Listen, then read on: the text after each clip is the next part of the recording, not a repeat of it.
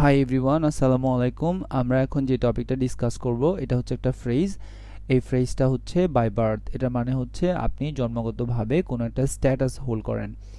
For example, he is a Bangladeshi by birth.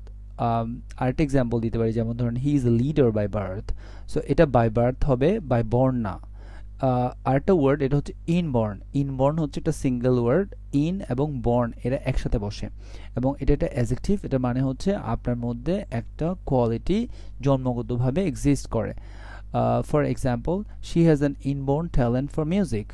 ওর আমি একটা example দিতে পারি, যেমন ধরেন the child shows an inborn love for stories.